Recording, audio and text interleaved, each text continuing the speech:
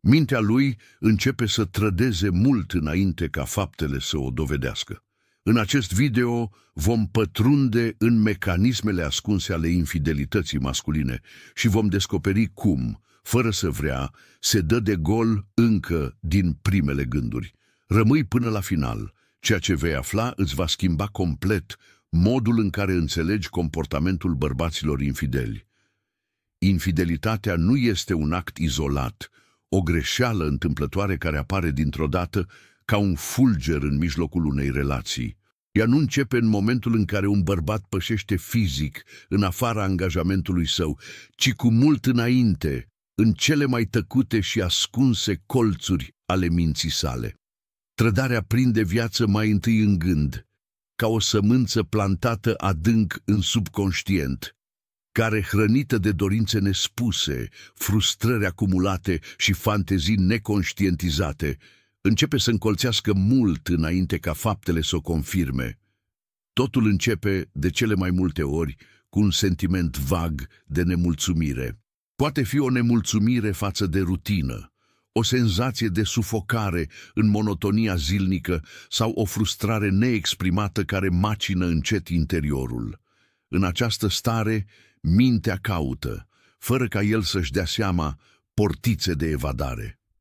Nu este vorba încă despre dorința conștientă de a trăda, ci despre un gol emoțional care începe să ceară completare. În acest stadiu, orice mică interacțiune cu exteriorul capătă o nuanță diferită. Complimentele altor femei, privirile admirative sau conversațiile aparent inofensive capătă greutăți emoționale neașteptate. Fantezia începe să lucreze. În loc să rămână la nivelul simplei constatări, mintea începe să construiască scenarii alternative. Și astfel, ceea ce inițial a fost doar o sclipire trecătoare, devine un gând recurent, care începe să ocupe din ce în ce mai mult spațiu mental. Pe măsură ce aceste gânduri capătă consistență, apare prima disonanță psihologică. Bărbatul începe să trăiască o dublă realitate. Una exterioară, în care își joacă rolul de partener fidel, și alta interioară, în care explorează fantezii și dorințe ascunse. În această etapă, pericolul nu mai este fapta, ci intensitatea emoțională atașată acestor gânduri. Cu cât ele sunt mai repetate, cu atât devin mai normalizate în conștiința sa. Mecanismul de justificare începe să se activeze subtil. Mintea caută argumente care să-i reducă sentimentul de vinovăție. Relația nu mai e ca la început. Partenera nu îl mai înțelege. El are nevoie de validare, de recunoaștere, de o scăpare din presiunea responsabilităților. Aceste justificări nu sunt discutate cu nimeni.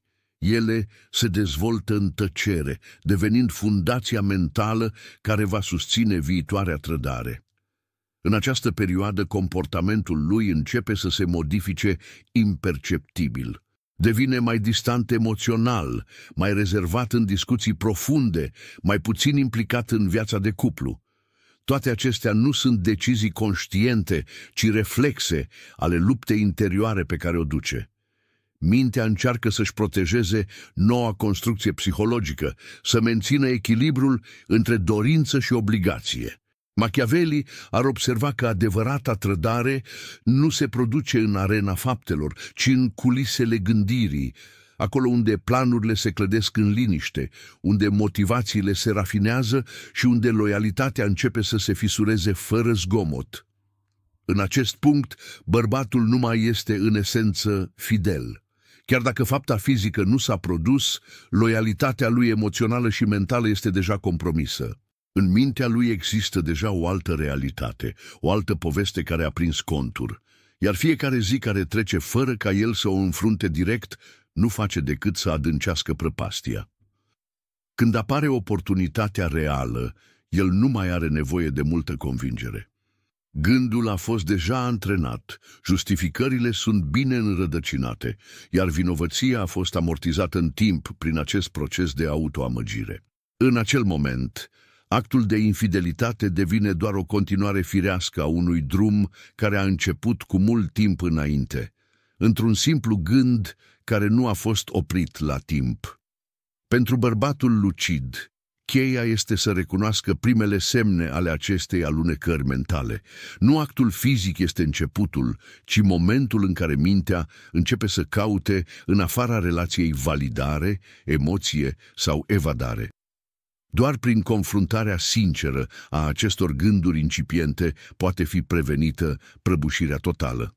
Pentru că, în final, infidelitatea nu este o greșeală de moment, ci rezultatul unui proces psihologic prelungit, care începe întotdeauna în tăcere, în interior. Mintea umană este un mecanism complex, dar imperfect. Poate ascunde intenții, poate masca dorințe, poate construi povești elaborate pentru a menține aparențele. Dar corpul, acel instrument tăcut al subconștientului, nu cunoaște aceleași reguli ale disimulării. În el se reflectă, adesea fără voie, ceea ce gândul încearcă să ascundă. În cazul bărbatului infidel, aceste semnale inconștiente devin cele mai sincere mărturii ale trădării încă din stadiile incipiente. Oricât de abil ar fi în a controla discursul, în a-și construi explicații și justificări, limbajul non-verbal îl trădează constant. Micile gesturi, privirile furișe, tonul vocii, posturile inconfortabile, toate sunt expresii involuntare ale tensiunii interioare care îl consumă. Unul dintre primele semne vizibile este privirea. În prezența partenerei, bărbatul infidel evită adesea contactul vizual prelungit în momentele de vulnerabilitate sau atunci când discuția atinge subiecte sensibile. Ochii lui caută adesea un punct neutru, se retrag în lateral sau în jos, ca și cum ar căuta un refugiu din fața adevărului pe care încearcă să-l ascundă. Mișcările corpului devin de asemenea fragmentate. Își freacă mâinile, își ajustează constant hainele, își atinge fața sau gâtul într-un gest repetitiv de autoliniștire. Aceste manifestări sunt semnale ale anxietății care mocnește în interior. Fiecare gest devine o supapă prin care presiunea psihologică încearcă să se elibereze, chiar dacă el nu conștientizează pe deplin această nevoie. Postura generală reflectă de asemenea frământările lui. În momente de tensiune, umerii devin ușor rigizi, spatele este mai drept decât de obicei, ca într-o pregătire defensivă. În schimb, în momentele în care încearcă să pară relaxat, poate afișa o nonșalanță exagerată, o relaxare forțată care nu corespunde cu starea sa reală. Vocea suferă și ia modificări subtile. În timpul unor conversații delicate, tonul poate deveni mai blând, într-o încercare inconștientă de a liniști partenera și de a dezamorsa eventualele suspiciuni. În alte situații, când presiunea devine mai mare, vocea poate trăda o iritare rapidă, o defensivă inexplicabilă, o grabă în formularea răspunsurilor. Machiavelli ar observa că adevărata slăbiciune nu este cea care se arată în confruntările directe, ci cea care transpare din lipsa controlului asupra detaliilor mărunte. Pentru că acolo, în zonele unde mintea nu mai poate gestiona simultan toate variabilele, corpul devine sincer. Aceste semnale inconștiente nu apar doar în prezența partenerei. Ele se manifestă și în absența acesteia, în gesturile de pregătire înaintea întâlnirilor secrete, în felul în care își verifică obsesiv telefonul, în atenția excesivă acordată aspectului personal în anumite zile, în ușoara agitație atunci când primește mesaje neașteptate. Pe măsură ce infidelitatea continuă, aceste comportamente devin mai greu de mascat. Efortul constant de a menține aparențele consumă resurse psihice considerabile, iar mintea, supra-solicitată, începe să cedeze în zonele pe care anterior le controla cu ușurință. Partenera atentă, care observă cu luciditate aceste microexpresii, aceste gesturi repetate și inconsistențe subtile, poate vedea fisurile apărute în masca bărbatului. nu are nevoie de dovezi concrete în această etapă. Intuiția ei, susținută de observația atentă a comportamentului non-verbal, îi oferă suficiente indicii că adevărul este deja compromis. Pentru că, în final, deși mintea poate construi iluzii elaborate, corpul continuă să spună povestea adevărată, chiar și atunci când cuvintele încearcă să o ascundă.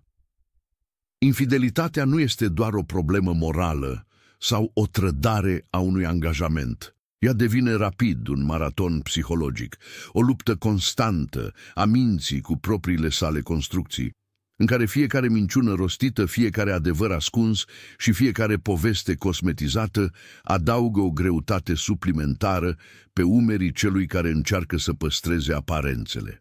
Bărbatul infidel devine astfel prizonierul propriilor sale gânduri, iar epuizarea psihică care rezultă din această continuă jonglerie cu realități paralele îl trădează inevitabil. La început, minciunile sunt simple, gestionabile. O întârziere explicată printr-un trafic aglomerat, o întâlnire profesională care a durat mai mult decât era prevăzut, o scuză legată de oboseală sau stres. Mintea procesează rapid aceste deviații de la adevăr, iar nivelul de tensiune rămâne scăzut.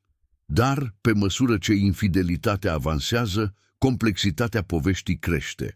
Apar alibiuri care trebuie susținute în timp, detalii care trebuie păstrate coerente, cronologii care trebuie să se suprapună perfect. În acest punct, mintea începe să fie supra-solicitată.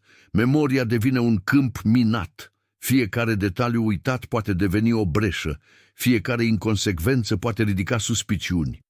Bărbatul trebuie să țină minte ce a spus anterior, cui, când și în ce context.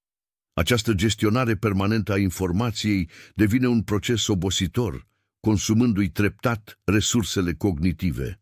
Machiavelli ar observa că un conducător care își complică singur strategia, în loc să păstreze simplitatea, își sabotează propria stabilitate.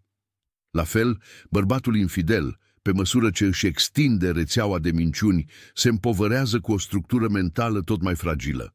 Această supra-solicitare psihică are consecințe vizibile. În primul rând, apare o scădere a capacității de concentrare. În conversațiile zilnice, devine mai absent, mai puțin atent la detaliile partenerului de viață, mai puțin implicat emoțional. Gândurile lui sunt mereu parțial capturate de calculele necesare menținerii iluziei. În al doilea rând, se instalează anxietatea cronică. Fiecare întrebare banală a partenerei este percepută ca o posibilă amenințare. Chiar și cele mai inofensive curiozități. Cum a fost la serviciu? Cu cine ai vorbit? Activează reflexul intern de verificare a poveștii. Am spus asta și data trecută? Am menționat persoana corectă? Am omis vreun detaliu? Această stare constantă de alertă psihologică afectează și somnul. Odihna devine superficială, fragmentată de gânduri intruzive. În loc să se relaxeze, mintea lucrează chiar și în repaus, încercând să mențină coerența poveștii. În plan emoțional, epuizarea produce irascibilitate. Bărbatul devine mai sensibil la critică, reacționează disproporționat la întrebări simple, devine defensiv sau, dimpotrivă, excesiv de calm, într-o încercare artificială de a părea relaxat. Aceste reacții exagerate nu sunt rezultatul unei lipse de control, ci expresia tensiunii interne acumulate. Pe termen lung, mintea începe să cedeze sub presiune. Apare fenomenul numit în psihologie scăpări involuntare. Spune detalii contradictorii, uită ce a spus anterior, își modifică involuntar versiunile poveștii. Partenera atentă începe să observe aceste incoerențe, chiar dacă, la început, nu le poate plasa precis. Machiavelli ar avertiza că, în orice joc de putere, cel care gestionează prea multe secrete devine propriul său inamic. Minciuna susținută pe termen lung nu doar că obosește, dar produce și erori de logică inevitabile. Pentru bărbatul infidel, fiecare zi devine un nou teren de testare a propriei capacități de a menține iluzia. Dar, odată cu trecerea timpului, povara devine insuportabilă. Nu există liniște în această dublă existență, ci doar o supraviețuire psihologică permanent amenințată de colaps. Pentru partenera lucidă, epuizarea psihică a bărbatului devine vizibilă în gesturi, în comportament, în scăpările verbale. Nu este nevoie de investigații complicate, ci doar de observație atentă. Pentru că, în final, adevărul nu cedează în fața iluziilor, iar mintea care încearcă să jongleze cu două realități sfârșește mereu prin a ceda. Minciuna are un preț psihologic mult mai mare decât majoritatea își imaginează. A ascunde adevărul nu este un act singular, ci un proces continuu, o construcție care necesită energie constantă pentru a fi susținută. Bărbatul infidel trăiește, odată cu declanșarea trădării, într-o dublă realitate pe care trebuie să o gestioneze zilnic, iar această gestionare permanentă sapă adânc în resursele sale mentale. În fiecare zi, el trebuie să rețină detalii, să ajusteze cronologii, să memoreze explicații și să se asigure că poveștile spuse ieri rămân coerente cu cele pe care le va spune mâine. Această sarcină aparent invizibilă devine în timp o povară enormă asupra capacității sale cognitive. Memoria este supra-solicitată, atenția este fragmentată, iar mintea începe să funcționeze permanent într-o stare de alertă. Această stare continuă de hipervigilență produce o epuizare psihică progresivă. Chiar și în momentele de liniște aparentă, în spatele zâmbetului său, mintea lucrează intens pentru a anticipa întrebări, pentru a verifica dacă nu a scăpat detalii, pentru a evalua riscuri. Această supra-solicitare mentală devine, în timp, vizibilă în comportamentul zilnic, scăderea capacității de concentrare, iritabilitate crescută, uitarea unor aspecte banale care anterior nu necesitau niciun efort de reamintire. Machiavelli ar observa că cel care construiește o rețea de minciuni trebuie să vegheze neîncetat la menținerea echilibrului iluziei. Dar această veghe nu poate fi susținută la nesfârșit fără să lase urme adânci. Epuizarea psihică nu rămâne doar la nivelul minții, ci se reflectă rapid și în starea fizică. Somnul devine superficial, odihna nu mai este profundă, iar visele sunt adesea tulburate de anxietăți latente. Diminețile încep cu o oboseală inexplicabilă, iar serile se încheie cu o stare de neliniște care nu își găsește sursa aparentă. Pe măsură ce această oboseală cronică se acumulează, bărbatul infidel devine mai predispus la greșeli. Detalii mici, pe care anterior le controla cu ușurință, încep să-i scape. Se contrazice involuntar, amestecă informații, uită ce a spus, schimbă variante ale aceleiași povești. Partenera atentă observă aceste inconsecvențe, chiar dacă nu le poate explica întotdeauna rațional.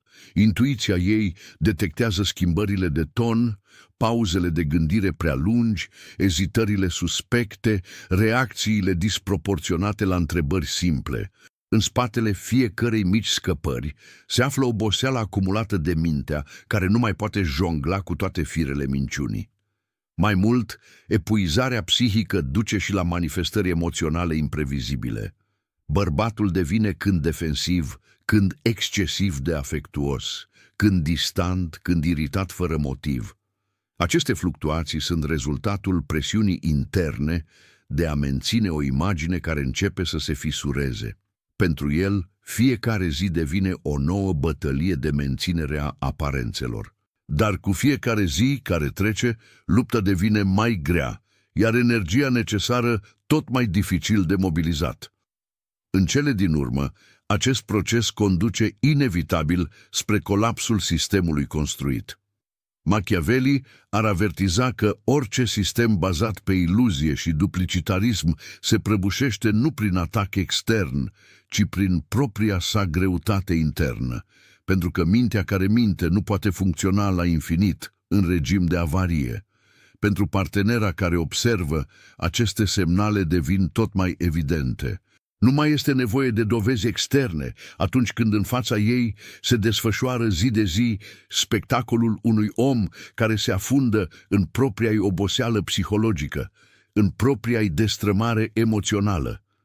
Pentru că, în final, cel care minte se autodistruge lent, sub povara propriei iluzii. Infidelitatea nu produce doar o ruptură de loialitate, ci creează o distorsiune profundă în dinamica emoțională a bărbatului față de propria sa relație. Pe măsură ce trădarea capătă contur în mintea lui, o altă transformare tăcută începe să aibă loc. Detașarea emoțională progresivă de partenera oficială. Acest proces nu este brusc, nu este vizibil imediat, dar se instalează lent, ca o boală care macină tăcut fundația unei legături intime. Totul începe cu o schimbare subtilă de priorități interioare. În loc să caute apropierea emoțională, bărbatul infidel începe să evite discuțiile profunde. Orice conversație care implică vulnerabilitate, planuri de viitor, dorințe comune sau reflecții asupra relației devine pentru el un teren incomod. Nu pentru că nu ar avea ce să spună, ci pentru că fiecare astfel de dialog îi activează vinovăția latentă, îl forțează să-și confrunte propriile contradicții. În locul acestor discuții intime, preferă subiecte neutre, conversații de suprafață, care nu cer expunere afectivă, activități zilnice, probleme administrative, chestiuni banale. Astfel, spațiul emoțional al cuplului începe să se golească încet de conținut real.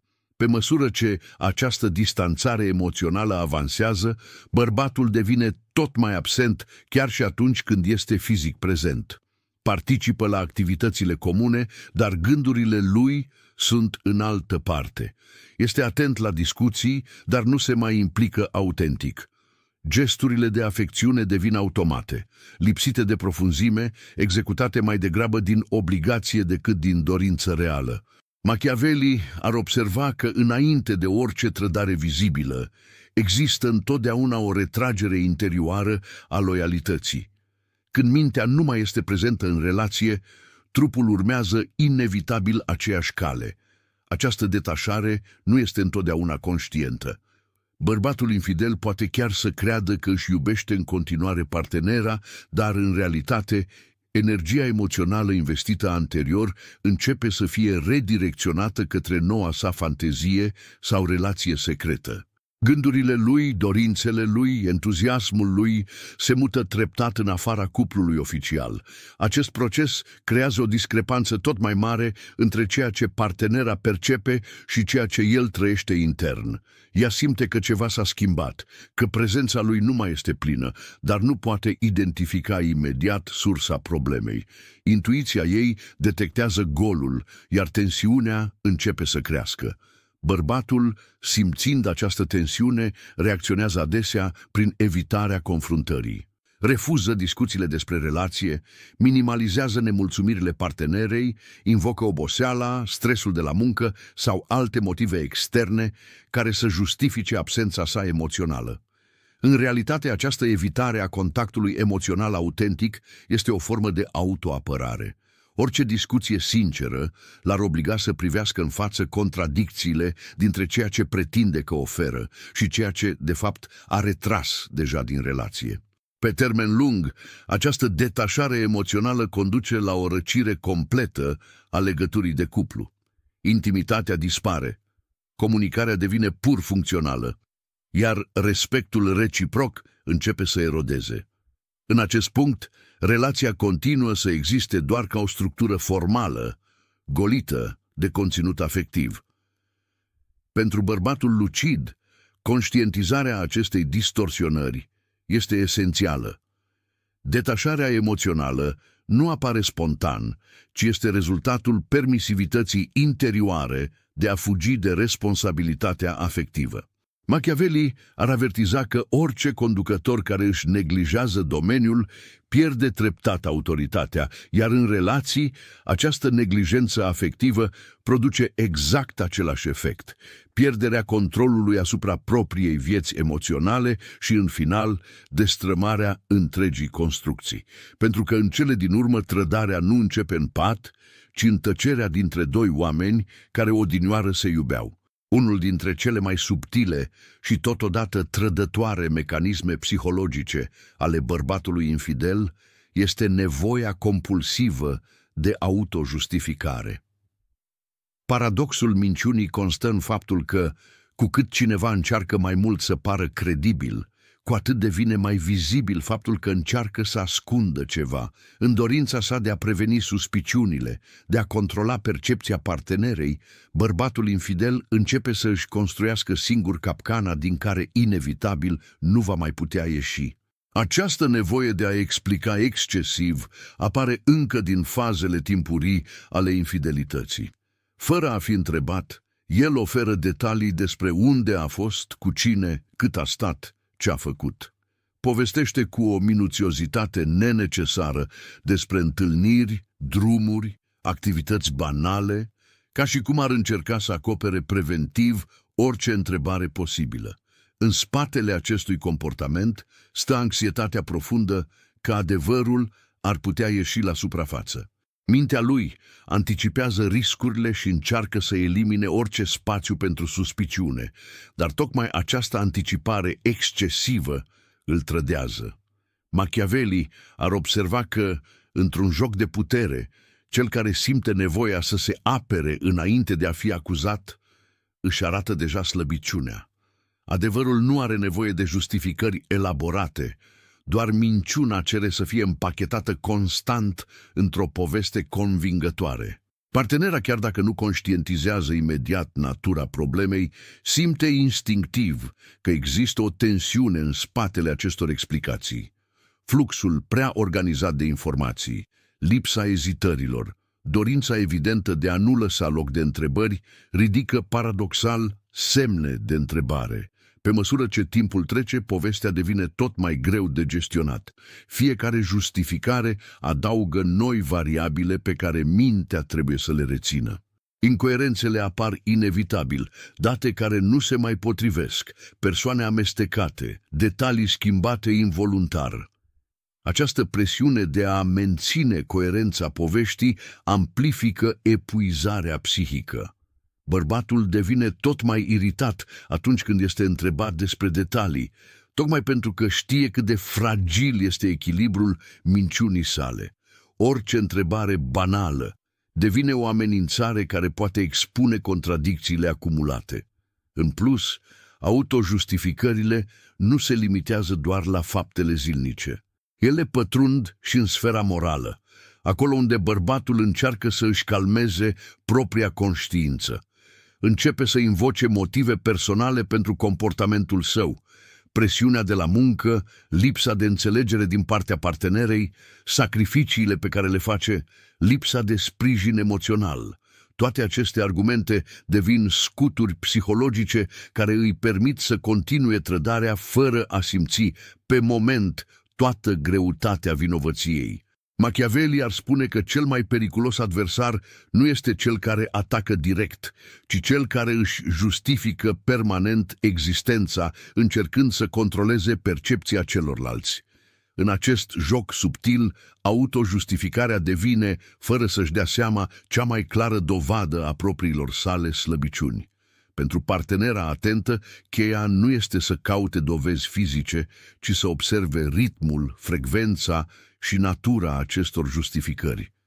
Bărbatul sincer nu simte nevoia să explice ceea ce este evident. Doar cel care se teme de descoperire încearcă să umple fiecare tăcere cu detalii inutile. Pentru că, în final, nu întrebările îl trădează pe infidel, ci răspunsurile pe care le oferă înainte ca ele să fie rostite. Dacă ai urmărit acest video până la final, înseamnă că știi deja mai mult decât majoritatea. Psihologia infidelității nu iartă pe cei nepregătiți. Dacă ți-a fost de folos, nu uita să apeși butonul de apreciere, să distribui videoclipul, să te abonezi la canal și să activezi notificările pentru a nu rata următoarele analize care îți vor deschide și mai mult ochii